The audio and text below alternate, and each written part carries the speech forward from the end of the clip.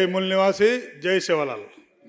మిత్రులారా, గద్దరన్న వర్ధంతి సందర్భంగా కొన్ని ముఖ్యమైన విషయాలు మీకు చెప్పదలుచుకున్నా. గద్దరన్న 50 సంవత్సరాలు సుదీర్ఘంగా విప్లవ పోరాటంలో ఉంటూ పీడిత కులాల్ని, పీడిత వర్గాల్ని చైతన్యవంతం చేస్తూ ఒక బలమైన విప్లవ పార్టీ నిర్మాణానికి దోహదపడ్డాడు. ఇది మన అందరి ముందర ఉన్న సత్యం. నేను చిన్నప్పుడు 7th క్లాస్లోనే గద్దరన్న పార్టీ అనేది. ఆ తర్వాత నాకు మా లంబాడి హక్కుల పోరాట సమితికి గద్దరన్నకు ఉన్న బంధం ఏంది.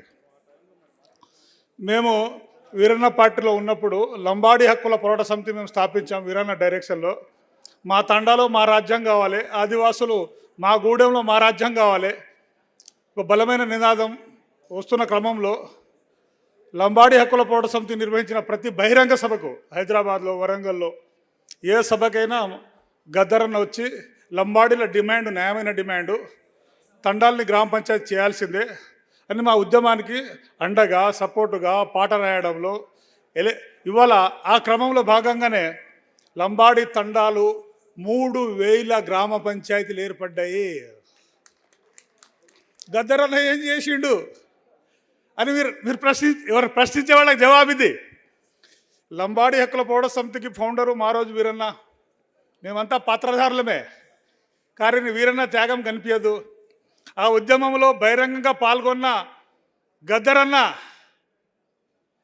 మేము చెప్పుకుంటాం మేమే చేసినామని, కానీ ఆ రోజుల్లో గద్దరన్న సపోర్ట్ ఆ ఉద్యమాన్ని లేకుంటే అది ప్రజాస్వామికమైన మూమెంటు, అన్ని వర్గాల ప్రజల మద్దతు కూడగట్టుకునేది కాదు. దాన్ని వెనుకల దర్శకత్వం పాత్ర వీరన్న వహిస్తే సపోర్టుగా ఆ సంఘాలకు బలోపేతం చేసిండు గద్దరన్న. అయితే గద్దరన్న ఎందుకో బాడీ ఒక దగ్గర, ఆలోచన ఒక దగ్గర. ఆయన చేతిలో పంచశీల జెండా ఎందుకు వచ్చింది, బుద్ధుడి జెండా ఎందుకు వచ్చింది, అది చాలా ముఖ్యమైనది. ఆలోచన తట్టేయడంతోనే బుద్ధుడి జెండా, పంచశీల జెండా వచ్చేసింది. ఈ దేశంలో 3000 సంవత్సరాల కింద ఈ దేశంలో కులాలు లేవు. ఈ దేశంలో కులాలు లేవు. మనమందరం మూలవాసులమే. ఆ తర్వాత బుద్ధిస్టులమే. ఎస్సీ, ఎస్టీ, ఓబీసీ, మైనార్టీ, శూద్ర అగ్రకులాలైన రెడ్డి, కమ్మ, వెలమ. మన లాస్ట్కు మొన్న డిఎన్ఏ రీసెర్చ్లో తేలింది, కోమట్లు కూడా క్షత్రియులు కూడా డిఎన్ఏ ఒకటే. మూలవాసుల డిఎన్ఏ తేలిపోయింది. బ్రాహ్మణుల డిఎన్ఏ ఈ మూలవాసులతోటి, భారతీయులతోటి మ్యాచ్ కాలేదు. మరి 3000 సంవత్సరాల కింద దేశంలో కులాలు లేవు, వర్ణాలే ఉండే. 4 వర్ణాలు, బ్రాహ్మణ, క్షత్రియ, వైశ్య, శూద్ర అని 4 వర్ణాలే. ఇగో ఈ వర్ణ వ్యవస్థకు వ్యతిరేకంగా, బ్రాహ్మణులకు వ్యతిరేకంగా బుద్ధుడు తన రాజ్యాన్ని, రాజభోగాన్ని వదిలేసి తన సిద్ధాంతాన్ని భూమిలో చల్లిండు. కాబట్టే 700 సంవత్సరాలు సామ్రాట్ అశోక్, చంద్రమౌర్య గుప్త్ 7 తరాలు పరిపాలించగలిగారు. ఆ తర్వాత బ్రాహ్మణులు వర్ణ వ్యవస్థను ఓడగొట్టిండు బుద్ధుడు. కాబట్టి ఈ శూద్ర వర్ణాన్ని 6000 కులాలుగా విభజించారు బ్రాహ్మణులు. కానీ ఇప్పుడు ఏం చెప్తారు, ఇగో అది బ్రహ్మ రాసిన రాత. బ్రహ్మ కాదు, బ్రాహ్మణుడు రాసిన రాత. బ్రహ్మ తర్వాత కమ్యూనిస్టు సోదరులు ఏం చెప్తారు, నేను కూడా అక్కడ పుట్టినోడే, నాకు ఓల్మాలు నేర్పింది కమ్యూనిస్ట్ పార్టీ, విప్లవ పార్టీ. పాఠ్య పుస్తకాలు ఏం బోధిస్తారు, కులాలు వృత్తుల ఆధారంగా వచ్చినాయంట. కులాలు వృత్తుల ఆధారంగా వచ్చినాయని పాఠ్య పుస్తకాల్లో బోధిస్తారు, కమ్యూనిస్టు క్లాస్లో కూడా బోధిస్తారు. ఇది నిజమా, ఇది సత్యమా? ఒకవేళ వృత్తుల ఆధారంగా కులం వస్తే America, London, Europe, Germany, Canada, రష్యాలో ఎందుకు వృత్తుల ఆధారంగా కులాలు రాలేదు?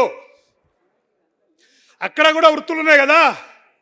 చెప్పు కుట్టుకునేవాడు మాదిగై ఉండాలి, గొల్లు కాసుకునేవాడు గొల్లలే ఉండాలి, బట్టలు ఉతుకునేవాడు మంగలే ఉండాలి, గడ్డం గీసేటోడు మంగలే ఉండాలి. అక్కడ కూడా వృత్తులు ఉన్నాయి కదా, మరి అక్కడ కులాలు ఎందుకు పుట్టలేదు? వృత్తుల ఆధారంగా కులాలు రాలేదు.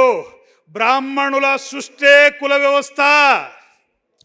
ఈ నీచమైన కుల వ్యవస్థ, ఎయిడ్స్, కరోనా కంటే భయంకరమైనది కుల వ్యవస్థ. ఈ ఎన్ని కులాలు? ఎస్టీలో 700 జాతులు, ఎస్సీలో 1800 కులాలు దేశంలో, బీసీలలో 3600 కులాలు. డేటా, గవర్నమెంట్ డేటా, ఇది మండల్ కమిషన్ రిపోర్ట్.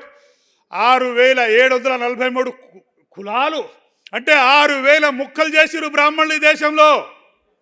ఇగో ఈ కుల వ్యవస్థకు వ్యతిరేకంగా, ఈ వివక్షకు వ్యతిరేకంగా బుద్ధుడు, అశోకుడు, సాహు మహారాజ్, పూలే, అంబేద్కర్, కాంశీరామ్, నేడు వామన మేసరాం అదే మార్గంలో ప్రయాణించుడు గద్దరన్న. అందుకే బుద్ధుడి జెండా వచ్చింది గద్దరన్న చేతిలో. దీన్ని అర్థం చేసుకోవాలి. ఉట్టిగా పంచశాల జెండా రాలేదు గద్దరన్న చేతిలో. ఇక్కడ వర్గ నిర్మూలనకు పేదవాళ్ళని ఐక్యం చేసినట్టే కుల వివక్షకు వ్యతిరేకంగా బ్రాహ్మణిజం అంటే కుల వ్యవస్థ. కుల వ్యవస్థకు వ్యతిరేకంగా అట్టడుగు కులాలని, అణగారిన కులాలని ఆర్డర్ చేయాల్సిన బాధ్యత ఉంది. చివరిగా ఇగో ఈ దేశంలో original marks Mahatma Jyotirao Phule, original Mao Babasaheb Ambedkar, సిద్ధాంత భూమి పురుషుడు గౌతమ బుద్ధుడు. ఇక్కడ మహాత్మా జ్యోతిరావు పూలే నాడు గులాంగిరి బుక్లో భూములు అమ్మడానికి కారణం బ్రాహ్మణులే, ఆత్మహత్యలకు కారణం బ్రాహ్మణులే. ఎందుకు పార్లమెంట్లో చట్టం చేయట్లేదు? కాంగ్రెస్ అయినా బీజేపీ అయినా బ్రాహ్మణులదే. ఈ దేశంలో ఆర్ఎస్ఎస్ బ్రాహ్మణులదే. భూములు అమ్ముకుంటామంటే కారణం బ్రాహ్మణులే. మహాత్మా జ్యోతిరావు పూలే అన్నాడు ఈ మాట. కానీ మార్క్సిస్టులకు, కమ్యూనిస్టులకు 500 కిలోమీటర్ ఉన్న పూనాలో పూలే అర్థం కాలేదు. రష్యాలో ఉన్న లెనిన్ అర్థమైండు, మార్క్స్ అర్థమైండు. ఈ దేశంలో పుట్టిన భూమి పుత్రుడైన మహాత్మా జ్యోతిరావు పూలే, అంబేద్కర్ అర్థం కాలేదు. గద్దరన్నకు చివరి దశలో పూలే, అంబేద్కర్, బుద్ధుడు అర్థమైంది కాబట్టే పంచశీల జెండాను మోసుకున్నాడు. ఇది మనం అర్థం చేసుకోవాలి.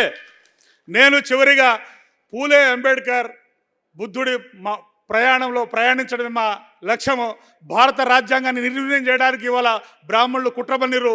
ఈవీఎం ఎలక్ట్రానిక్ ఓటింగ్ మిషన్ ద్వారా బాబాసాహెబ్ అంబేద్కర్ రాజ్యాంగాన్ని, ప్రజాస్వామ్యాన్ని హత్య చేయడానికి పూనుకున్నారు. రాజ్యాంగం, ప్రజాస్వామ్యం బతకాలంటే ఈ దేశంలో బ్రాహ్మణులు తెచ్చిన ఎలక్ట్రానిక్ ఓటింగ్ మిషన్ని బ్యాన్ చేయాల్సిందే. రాజ్యాంగానికి ఓటు ఎంత ముఖ్యమో ఈ దేశంలో బాబాసాహెబ్ అంబేద్కర్ ఇచ్చిన రాజ్యాంగాన్ని రక్షించుకోవాల్సిన బాధ్యత ఉంది. అదేవిధంగా గద్దరన్నకు లంబాడి హక్కుల పోరాట సమితి తరఫున, అణగారిన కులాల ఉద్యమాల తరఫున జై భీమ్, జోహార్, జై పూలే, జై అంబేద్కర్, జిందాబాద్ భారత రాజ్యాంగం. Thank you.